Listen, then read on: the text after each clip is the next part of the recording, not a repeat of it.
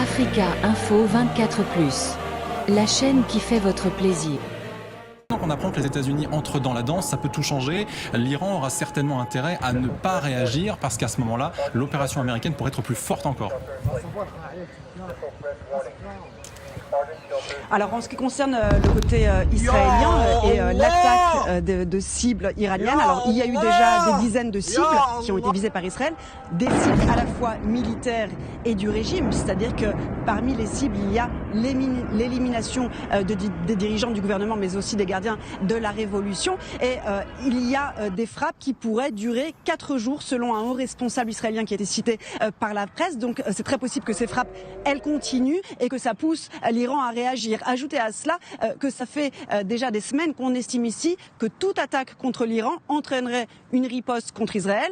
Alors effectivement, nous on s'attendait ici à ce que cette attaque soit plus rapide, mais la situation ici c'est désormais l'état d'urgence, l'armée, la population, tout le monde est sur le qui-vive et on s'attend encore à ce que l'Iran frappe et pourrait être appelé.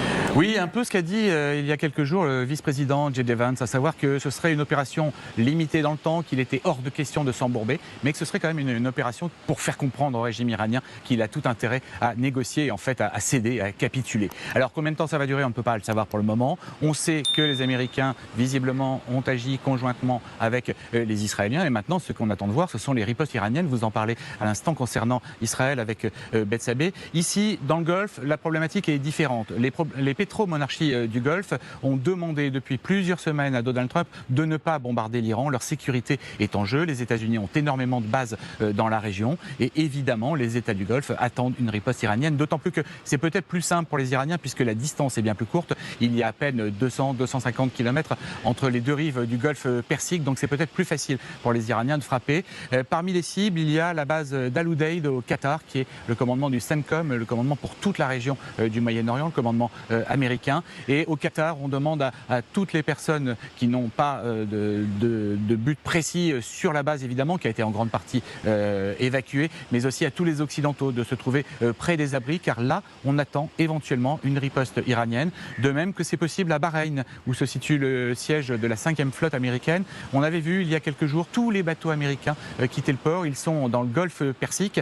Les bateaux américains dans le Golfe Persique risquent peut-être un peu moins que les bases fixes à terre, puisque les moyens des Iraniens ne leur permettent pas forcément de viser des navires, des mobiles en mouvement. Et je voudrais vous indiquer que là, nous sommes devant le golfe d'Oman, à 700 km derrière moi. Il y a le porte-avions américain Abraham Lincoln qui a peut-être déjà ou s'apprête à lancer ses avions vers l'Iran. Une opération qui n'est pas si simple, parce qu'il y a quand même une grande distance entre la position du bâtiment et l'Iran. Il faut forcément du ravitaillement en vol. En fait, ces bombardements peuvent paraître, quand on voit les dégâts, quelque chose, une routine pour les Américains comme pour les Israéliens. En fait, c'est une opération extrêmement compliquée. Merci.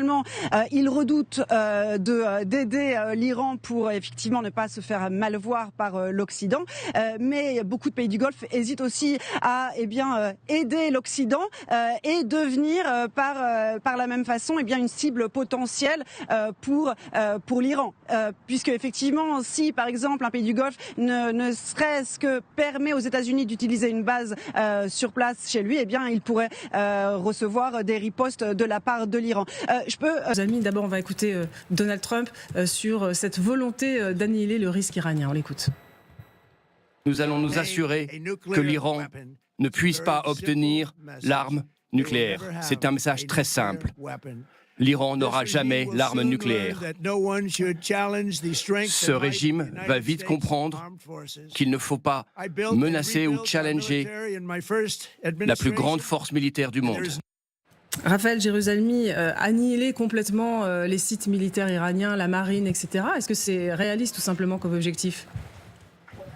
Oui, si on est prêt pour un conflit de longue durée, c'est jouable. Ça prendra beaucoup de temps.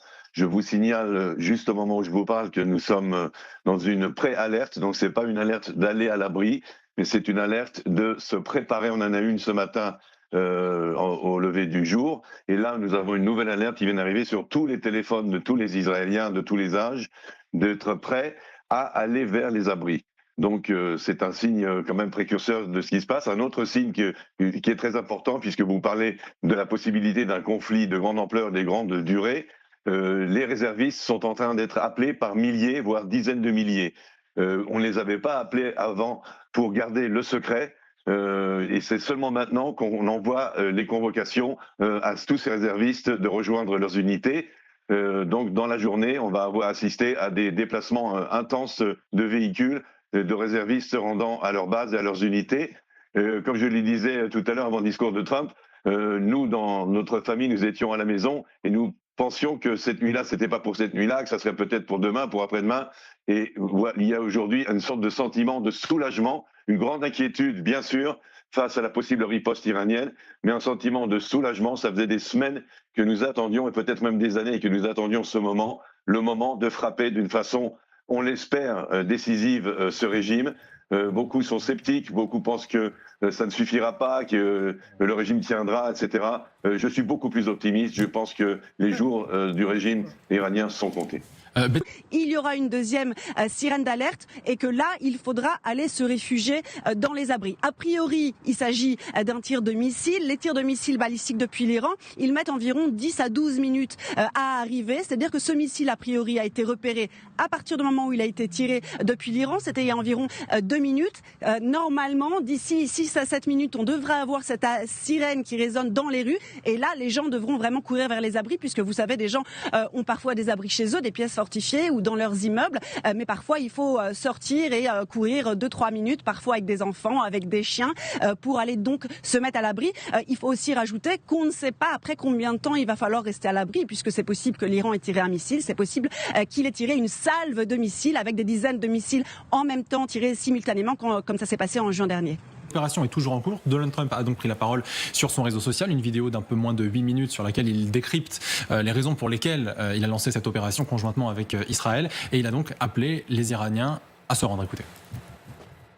Je vous dis ce soir à toutes les forces militaires iraniennes ou la police iranienne, mettez à terre vos armes. Ou alors vous allez mourir, vous allez faire face à la mort. Posez vos armes, posez vos armes. Vous serez traité avec immunité, sinon vous allez subir la mort. Ce régime de la République islamique. À noter que Benyamin Netanyahou vient aussi de publier un message. Je cite, nous créerons les conditions permettant au peuple iranien de prendre son destin en main. Donc voilà, des éléments qui suggèrent que peut-être ces frappes ne sont encore une fois pas purement d'ordre militaire. Netanyahou qui a aussi affirmé une fois de plus qu'il s'agissait lors de ces frappes de mettre un terme à la menace existentielle que constitue la République islamique. Je ne sais pas si vous entendez derrière moi. Tout à fait. J'ai beaucoup de bruit. Je ne sais pas si vous entendez à l'heure où je vous parle les sirènes qui résonnent à Tel Aviv. Alors je ne sais pas si elles résonnent aussi dans le reste du pays. J'ai pas cette information. Donc là, je me trouve moi au centre de Tel Aviv, qui fait partie, il faut le dire, des cibles privilégiées de l'Iran. Je me trouve à peine 1 kilomètre de la Kiryat. C'est un peu le Pentagone israélien. J'ai normalement une bonne minute pour aller me mettre à l'abri. Donc effectivement, je vais allez-y, vous emmener avec moi. On risque de perdre la connexion. Allez-y, Betsabé, on vous laisse évidemment. Si je perds la connexion, je vous laisse me déconnecter. Alors oui, ce que j'allais vous dire, c'est que en fait, le pays en entier se prépare à être à l'arrêt pendant plusieurs jours, des jours et des jours. Ce qu'on a appris aussi par la télévision iranienne, c'est qu'effectivement l'Iran annonçait qu'elle se préparait à riposter contre Israël. Donc là, on entend effectivement ces alertes qui résonnent. Effectivement, Betsabé l'a dit, le temps pour aller se mettre aux abris est extrêmement réduit. Vous avez 1 minute à peine pour aller vous mettre à l'abri. On imagine que toute la population, hormis certaines personnes qui ont des métiers qui nécessitent peut-être de rester mobilisées, sont aux abris aujourd'hui en Israël. Voilà. Qui a un impact un peu plus loin que Tel Aviv, parce que normalement, quand les sirènes s'arrêtent, après quelques secondes seulement, eh bien, on entend des explosions qui peuvent être soit des missiles qui ont explosé par terre, enfin sur leur cible ou sur des immeubles, soit parce qu'ils ont été interceptés donc dans le ciel. Là, en l'occurrence, on n'entend pas d'explosion. J'ai pas d'informations sur des explosions ailleurs en Israël. L'armée confirme qu'il y a eu une salve supplémentaire. Donc il y a eu déjà 2 salves ce matin, ces dernières demi-heures. Une vers le nord d'Israël, une nouvelle. Et les sirènes ont retenti donc à Tel Aviv où je me trouve et dans tout le centre, c'est-à-dire dans la région de Tel Aviv. Vous savez, c'est là où il y a les cibles militaires stratégiques. Il y a, je vous l'ai dit, la Kiria, donc le QG de la défense et de la haie. Il y a le QG du Mossad et puis bien sûr il y a des habitations et l'armée estimait d'ailleurs ces dernières semaines que cette fois-ci en cas de riposte, l'Iran viserait non seulement des cibles stratégiques mais aussi des grandes villes israéliennes pour avoir un impact un peu plus fort. Mais effectivement, là, on n'entend pas d'explosion, donc c'est possible que le missile il a été intercepté plus tôt en direction de Tel Aviv, donc peut-être qu'il a été intercepté dans le ciel, peut-être même avant de rentrer dans l'espace israélien. Pour l'instant,